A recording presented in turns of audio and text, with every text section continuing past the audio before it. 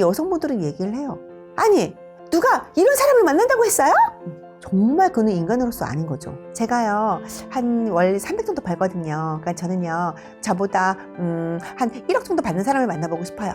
저는 그거는 가중교육을 못 받았기 때문에 그렇게 행실을 하고 있는 거라고 생각을 하거든요. 여자들이 적은 여자예요. 여자들은 올려치기를 너무 잘해줘요.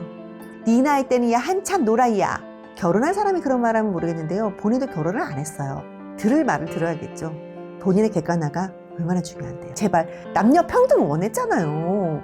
그럼 평등하게 생각을 하세요. 네, 안녕하세요. 저는 진호불 결혼정보 회사의 부대표 그리고 척언니라는 유튜브 채널을 운영하고 있는 권민정 부대표라고 합니다. 첫 번째로 이제 실제로 상담하실 때 남성분들의 연봉 한 3, 4천만 원 수준대를 제시하면 이제 여성분들 반응은 대체로 어떤 편이실까요? 연봉이 3천에서 4천 정도 되시는 분들이 다달이 받는 게 한 250에서 300 정도 사이 되잖아요. 근데 제가 막 항상 열변을 토하면서 여자들한테 막 뭐라고 하잖아요. 너희들은 얼마가 있냐, 뭐 자꾸 왜 상향혼을 원하냐 막 얘기를 하잖아요. 근데 솔직히 이런 분들이 저희 쪽에 문의가 오잖아요. 가입 자체가 조금 힘든 분들이 많아요. 제가 그래서 이렇게 얘기를 하는 거예요. 그래도 다달이 300만 원 정도를 벌어요. 그럼 300만 원 버는 거면은 요즘에 아마 중소기업 정도 다니시는 분들은 이 정도의 월급을 받으실 거예요. 근데 그분들이 내 앞으로다가 부모님이 내가 집을 하나 해줬어요. 그리고 완불된 차가 있어요. 그럼 살아가는데 솔직히 문제는 없어요. 근데 결혼시장에 들어오시는 분들 같은 경우는 다 준비가 되어 있는 상태에서 내가 편안하게 누군가를 만나기를 원하시는 분들이 조금 더 많아요. 그래서 이런 분들이 문의를 했을 때 본인들이 아세요. 힘들 거다라는 걸 아시고 상담만 받고 돌아가세요. 그리고 제가 이런 분들을 봤을 때 자신 있게 우리 쪽에 정말 좋은 사람들이 되게 많아요 라고 얘기를 못하는 이유 중에 하나가 뭐냐면 이런 분들 같은 경우는 여성분들이 많이 찾질 않아요.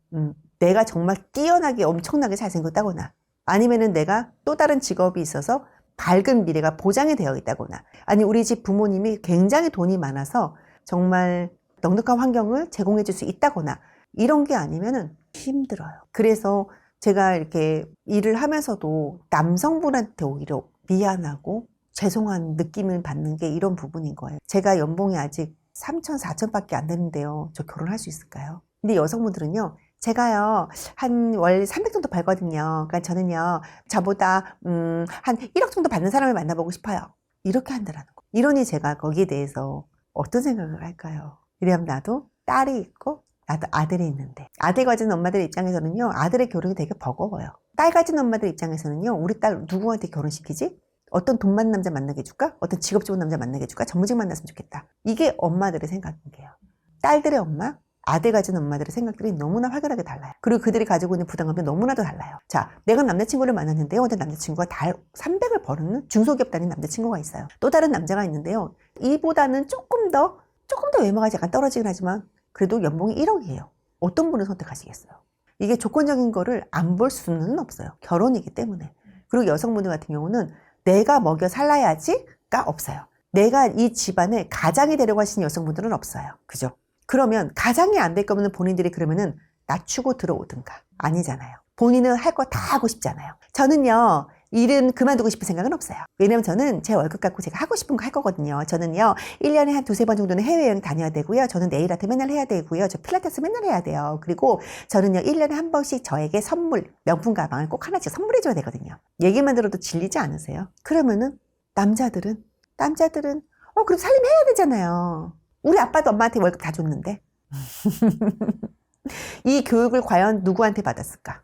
너무 이런 것들을 많이 봐요. 그래서 3천, 4천 있으신 분들의 매칭은 여기에 대해서 제가 뭐라고 말씀을 드릴 수가 없어요. 저조차도 자신 있게 그럼요 좋은 분 많이 계시니까는 제가 소개해드릴게요 라는 말을 좀 자신 있게 드릴 수가 없어요. 그래서 제가 자꾸 여성분들에 대해서 제발 그러지 마세요. 제발 여성 평등, 남녀 평등 원했잖아요. 그럼 평등하게 생각을 하세요. 평등하게 생활하시면 되시는 거고 평등하게 남자 여자 똑같이 어차피 이미 다 똑같아요. 군대 안 가고 본인이 가장이 안 되죠. 하지만 나머지는 다 똑같아요. 오히려 더 좋은 혜택을 받고 있으면 생각을 조금 바꿨으면 좋겠는데 이 결혼에 대한 이 결혼시장에서의 생각은 엄마의 생각을 그대로 받아가지고 돈 많은 남자, 돈 많이 버는 남자, 1억 이상 남자를 만나보고 싶어요. 대기업 남자, 전무직 남자, 사업하는 남자를 만나보고 싶어요 하고 그러면서 본인들은 내려놓지를 않죠. 우리 엄마들처럼 참으면서 안 살잖아요. 그럼 그렇게 원하시면 안 되죠. 과거에 조건 좋은 남성들만 찾으면서 이렇게 좀 연봉 낮으신 남성분들을 좀 비웃거나 무시했던 여성분들의 좀 사례가 있을까요? 대놓고 그러신 분들도 있어요. 저보고 지금 이런 사람을 만나라는 거예요? 그런 분들도 계세요. 어떻게 그런 말을. 객관하게 안 된 사람이죠. 본인 돈 없잖아요. 본인 모아둔 돈 지금 뭐 3천이라면서요. 5천이라면서요.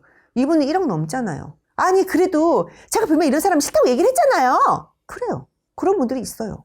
이런 분들의 한 사례가 너무나 팩트가 임팩이 너무 강해서 이 사람 때문에 모든 대한민국의 여성들이 욕을 먹어요. 왜 본인은 그것밖에 없으면서 왜 그렇게 잘난 남자를 찾는 건지 이해를 못 하겠어요. 그럼 본인이 찾아 나서던가 돈을 냈으니까 거기에 대해서 너희들은 일해라. 나는 이만큼인데 이런 사람들을 가져다 대라. 그러면 그런 사람들한테 계속 차이고 있잖아요. 프로필을 넣잖아요. 이 사람 모였는데 이 나이까지 돈이 이것밖에 없어요? 남자들도 당연히 묻죠. 남자들이 혼자 책임지려고 해요? 아니요. 요즘 남성분들 그러려고 하지 않아요. 같이 동지론을 조금 더 원하시는 분들도 요즘은 많아지고 있는 추세예요.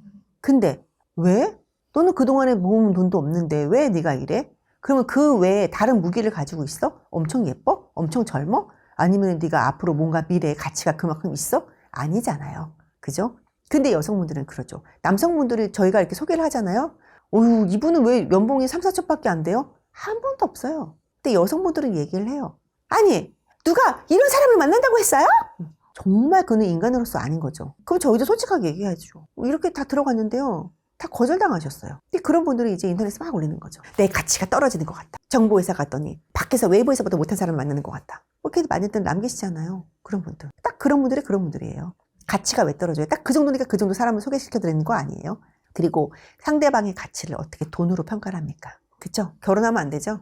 그러면 그런 분들이 그런 남성분들을 무시하고 그러고 나서 결국에는 그 선택을 좀 후회했던 사례도 실제로 있었을까요? 결혼 절대 못해요. 어떻게 이런 사람들을 저한테 소개해 쓸 수가 있어요? 1년 동안 그런 다음에 했어요. 다 별로예요, 이 사람 눈에는. 어떤 누구를 해줘도 다 별로고 다 이상해요, 사람들이. 근데 그 이상했던 사람들은 어느 누군가를 만나서 결혼을 했어요. 아기도 낳았어요. 근데 그러죠. 아니, 그 남자가 어떻게 결혼을 했어요? 왜요? 그 사람이 무슨 문제가 있었어요? 아니요. 너무 이상하던데 어떻게 그 사람이 결혼을 해요? 모두에게 다 좋아 보이는 사람은요. 차라리 연예인을 해요. 내가 어느 누구에게 다 잘 보이고 싶은 생각 없고요. 나는 그냥 우리는 딱 한 사람만 찾으면 돼요. 끝까지 내 편에 서줄 수 있는 사람. 그죠?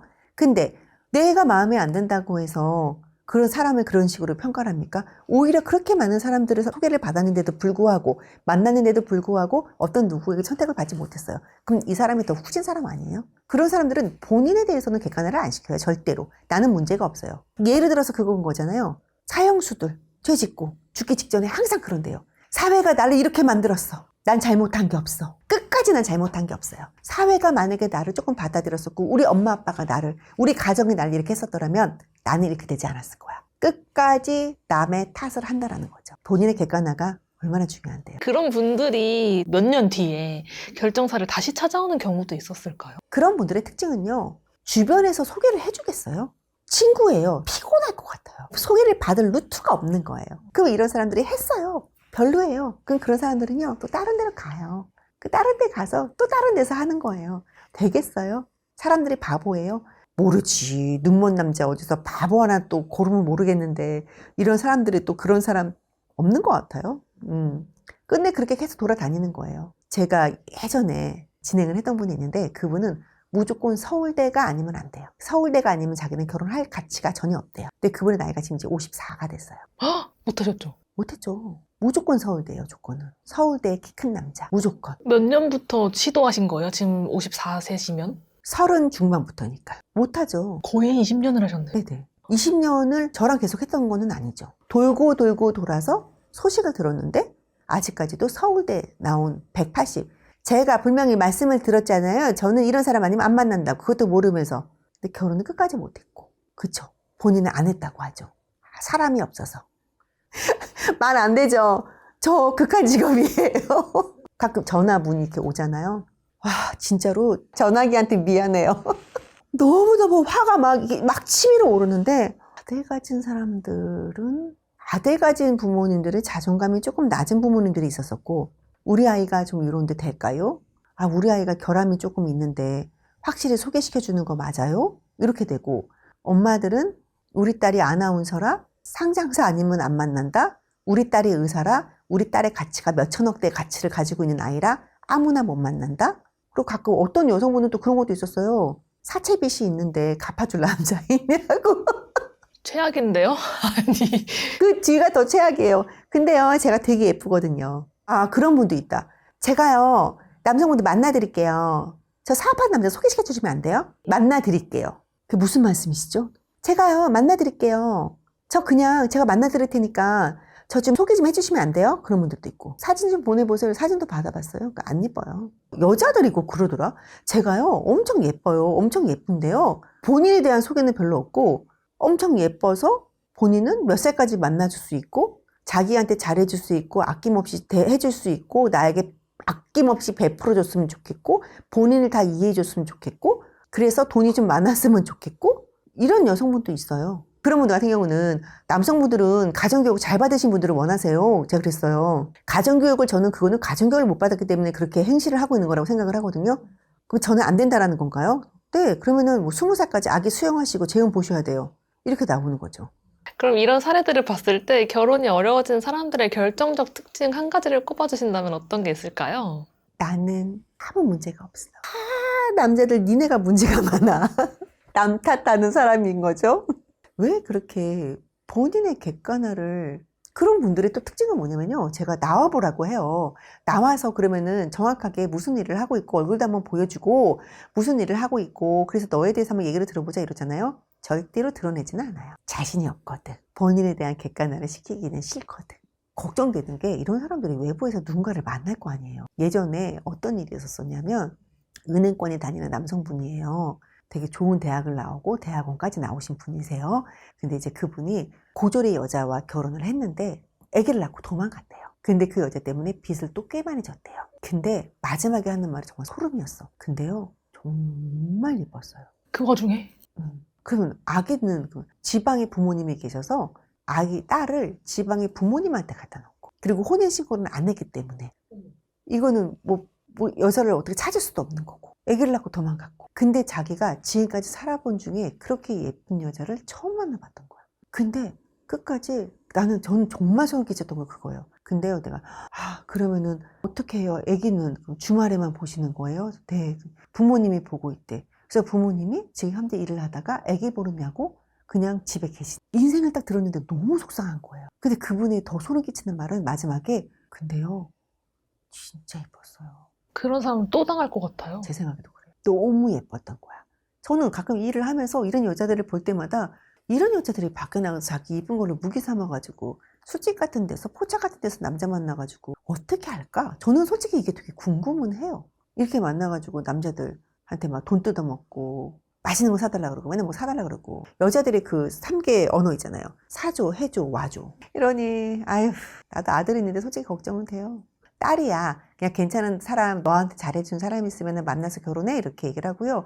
아들 같은 경우는 너 여자 조심해서 잘 만나야 돼? 진짜 이렇게 돼요. 이런 여성들의 눈높이가 주변 친구들 얘기나 뭐 아니면 커뮤니티에서 올라오는 글들이 좀 영향을 준다고 좀 생각하시는지 궁금해요. 여자들은 올려치기를 너무 잘해줘요. 야, 너 너무 예쁘다. 너 화장품 바꿨어? 어머머머머. 야, 너 오늘 피부 완전 너 괜찮아. 야, 너 정도면은, 야, 웬만한 사람 너 만나지 마. 너 뭐하러 그런 사람 만나냐? 여자들 있잖아요.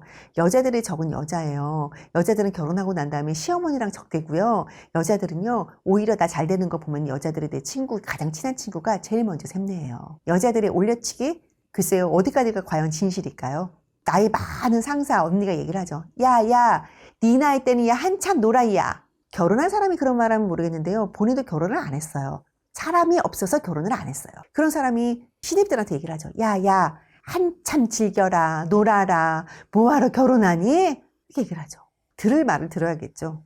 그 말에 대해서 같이 현혹돼서 놀면은 그냥 그런 사람인 거고, 그냥 그렇구나, 하지만 나는 나의 길을 가련다, 이런 사람들이 현명한 사람일 거고, 그죠? 그냥 올려치기를 정말 많이 해. 야, 너 정도의 직업이면 이런 남자를 만나야 되는 거 아니야?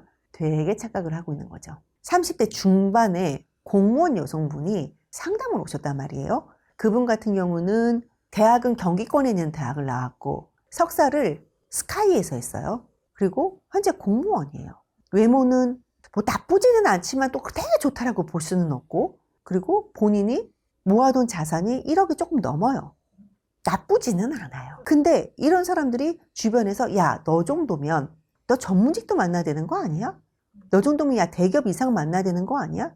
네가 그래도 석사가 네가 그래도 야, 스카이인데 이거를 너무 자랑 삼아서 오는 거죠. 그래서 꽤 괜찮은 남자들을 만나려고 한다는 거지. 친구들이 그랬대요. 이분의 피셜이지만 진짜인지 아닌지는 모르겠어요. 친구들이 항상 그래요. 친구들이 저는 이런 사람을 만나야 된대요. 제 친구들이요. 저는 좀 이렇게 이런 사람들과 좀 교제를 했으면 좋겠대요. 이런 사람과 결혼을 할 수 있을 거다라고 얘기를 했어요. 본인들이 그렇게 와서 얘기들을 해요. 친구들이 그랬다고. 그러면 그렇게 얘기를 하는 순간 주변 환경이 정말 꽝이구나. 되게 별로인 사람이구나. 아니 그냥 찌질이들 사이에서 그나마 본인이 제일 나은가 보죠. 그러니까는 친구들이 야, 너 정도면은 야, 너야 1억도 넘게 모았잖아. 이게 큰 무기가 되는. 친구들 사이에서 본인이 최고니까 이런 결혼 시장에 들어와서 본인이 난 되게 괜찮은 사람이니까 여기서도 좀 괜찮은 사람 만날 수 있지 않겠어요? 이렇게 해서 들어온다는 거죠. 그 친구들의 말, 글쎄요. 정말 진실된 말을 해주는 친구가 이미 다 절교했을걸요? 그런 친구들하고는. 결혼 시장에 오면은 진짜로 되게 많이 낮춰놔야 돼요. 우리가 매니저들이 막 자꾸 깎아내리고 막 이러는 게 아니라 낮춰놔야지 결혼이 돼요. 그리고 그거를 받아들였을 때 결혼이 돼요. 그래서 자꾸만 우리가 막 낮추는 거야. 키 175 이상의 애견남에 그래도 본인 그래도 집 조금 있었으면 좋겠고 저희 무조건 아니요. 나이는 무조건 8살까지 열어요. 그리고 키 170부터 봐요. 무조건 내려요. 최악의 상황까지 저희 다 내려놔요. 근데 이게 됐을 때 결혼시장에 들어오면은 누군가와 만나서 결혼을 돼요. 근데 저는 밖에서도 이런 사람을 만났었는데요. 그러면은 밖에서 만나세요. 밖에서 만나시는 게 맞아요. 여기서 내 조건을 가지고 이쪽 시장에 들어왔는데 나는 그래도 175 이상의 애견남에 뭐 잘생기고 집도 있었으면 좋겠고 연봉도 얼마 받았으면 좋겠고 대기업 다녔으면 좋겠고 잘생겼으면 좋겠고 그런 기대치를 자꾸만 우리가 내려놓는 게 사람이 없어서 내려놓으라는 게 아니라 내가 어느 정도 누군가를 만났을 때 내려놓을 준비가 되어 있으면 그 사람은 결혼이 돼요. 근데 내려놓지 못하고 계속 뭔가 요구 조건이 많아지면 그 사람은 어떤 누구를 만나도 절대 받아들일 수 없어요. 그래서 자세를 그거를 보는 거예요. 그 우리가 12살까지도 돼요? 띠동갑까지 만날 수 있어요? 와, 제가 그렇게까지 만나야 돼요?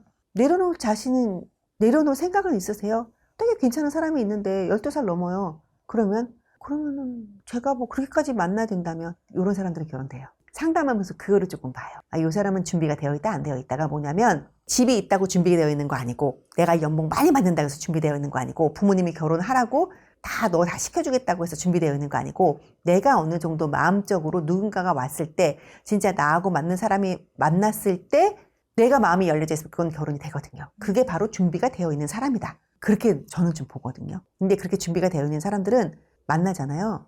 누군가를 받아들여요. 사람이 없어요는 저는요, 돈 많은 사람 만나고 싶은 거고요. 잘생긴 남자 만나보고 싶은 거고요. 능력 있는 남자 만나보고 싶은 거고요. 집안 좋은 남자 만나보고 싶고요. 제 꼬복 하나 만나보고 싶어요예요. 이런 선택을 했던 분들이 계속 같은 실수를 반복하게 되는 이유는 뭘까요? 반복할 수밖에 없어요. 본인이 안 내려놨는데, 본인이 모르는데, 얘기하잖아요? 화내요. 아니, 본인이 현실을 얘기를 해줘야 돼. 누군가는 해줘야 될 거 아니에요. 거기에 대해서 얘기를 해요. 못 받아들여요. 받아들이지 않아요. 계속 거부해요. 그럴 바에는 제가 결혼을 안 하죠. 그럴 바에는 제가 돈 내면서 여기를 안 왔죠. 그럴 거면 제가 여기를 왜 들어왔겠어요. 이렇게들 얘기들을 하세요. 그럼 그런 분들은 나가주세요. 그러면은 안 돼요. 이렇게 되는 거예요. 그래서 끝내는 정말 큰 소리 나기도 했어요. 절대 못 받아들여요. 인정하지 않아요. 연애 시장은 정말 자유롭고 연애 시장은 예쁘면 돼요. 정말 다 돼요. 근데 결혼 시장은 예쁜 거는 요즘에 남성분들이요. 그 성형 미인들 보면은 남자들이 예뻐서 쳐다보는 거 같죠? 아니요. 너무 희한해서 징그러서 쳐다보는 거거든요. 다 알아요. 앞트임하고 뒤트임하고 코 올리고 코끝하고 보톡스 맞고 이마 올리고 광대 턱 깎은 거 다 알아요. 요즘에 남성분들이. 근데 너무 과해서 쳐다보는 건데 여성분들은 성형으로다가 막 난리가 얼굴이 막 잔치를 벌리신 분들은요. 본인이 되게 예뻐서 쳐다보는 줄 알아요. 근데 남성분들은 너무 어색해요. 필러 맞고 입술 통통한 거요. 징그러워해요. 그런데 여성분들은 이렇게 내가 고쳤으니까 예전에 나보다 좀 더 예뻐졌으니까 내가 조금 그래도 남자들 날 쳐다보는 거 아니야? 라고 착각들을 하시는데요. 남성분들이 가장 선호하지 않는 것 중에 하나가 뭐냐면 성형으로다가 얼굴 꾸민 여자들이요. 되게 버거워하세요. 그냥 편안하게 동글동글하게 생긴 얼굴을 좋아하는 거고 하얀 피부, 본인이 갖지 못하는 거에 대해서 선호는 하죠. 왜냐면 내 피부가 고무적덕하니까 털로다가 거칠거칠하니까 매끈한 피부에 뭐 보드라운 피부에 하얀 피부 그리고 얼굴은 좀 조그맣고 그리고 뚱뚱하지 않고 좀 날씬하고 이런 얼굴들을 좋아하는 거지 성형으로다가 고쳐진 얼굴을 좋아하지 않거든요. 근데 여성분들은 요즘에 기본적으로 고등학교 졸업사진이랑 대학교 졸업사진이랑 사람이 아예 다 트랜스퍼가 되어 있잖아요. 그죠? 근데 여성분들은 그게 예쁘다라고 주변에서 막 그래요. 어머 야 너 너무 예뻐졌어. 친구들만 얘기하잖아요. 남자들이 바라보는 미의 기준과 여자들이 바라봤을 때 미의 기준이 달라요. 근데 요즘에 남성분들은요 성형으로다가 예뻐진 얼굴을 추구하는 건 아니에요. 자연스러운 얼굴. 성형도요 유행이 있어요. 근데 그 유행 지난 그 얼굴이요 또 못 고쳐요. 그럼 또 힘들어져요. 얼마나 본인한테 자신감이 없으면 계속 그렇게 물론 그냥 뭐 한두 개 할 수 있어요. 적당히 해야죠. 적당선을 찾아야 되는데 그 적당선을 못 찾는 거죠. 내가 예쁘면 괜찮을 줄 아는 거죠. 이거 직업적인 비하를 하는 건 아닌데요. 성형외과에서 일하시는 분들 있잖아요. 이런 분들의 주변에서 의사도 조금 많이 만나고 본인이 맨날 성형외과에서 맨날 해주잖아요. 나보다 주변의 환경이 좀 좋은 사람들. 이런 분들이 현실 직시를 좀 못하시는 분들이 많더라고요. 의외로. 그래서 직업적인 거를 딱 들었을 때 보편적으로 다는 아니겠죠. 근데 보편적으로 이런 성향이 조금 있다라는 걸 저희가 조금은 알아요. 왜냐면 본인은 아무것도 없잖아. 보통 이제 학부가 되게 좋은 사람들 그쪽에 들어가지는 않아요. 근데 학벌이 되게 좋지도 않은데 그래도 강남에서 꽤 괜찮은 성형외과에서 일을 하면서 의사의 젊은 남자분들이랑 좀 알아. 그리고 같이 이렇게 지내다 보면은 썸도 조금 있을 수도 있고. 그리고 본인이 다니는 데가 좀 고급진 데를 또 오빠들이 많이 데리고 가. 근데 본인이 맨날 병원에서 뭔가 얼굴을 만져줘. 얼굴이 계속 예뻐지는 것 같고. 이런 분들이 보니까는 괜찮네. 그러면서 척을 하고 좀 다니는 것 같더라고요. 그래서 여기서 제일 좀 남성분들이 제일 안 기피하는 직업 중에 직업 몇 가지가 있는 게 그 직업들이 성형외과 실장들, 인플루언서들, 그리고 네일아트, 필라테스 이렇게 자유로운 직업, 전문성이 없는 차라리 돈을 조금 벌어도 조그만 회사에서 열심히 사는 사람을 훨씬 더 선호해요. 보통 그런 직업 여성분들이 좀 이쁘고 몸매도 좋으니까 인기 많다고 생각했는데. 그거는 여자들의 생각. 남자들의 생각은 좀 달라요.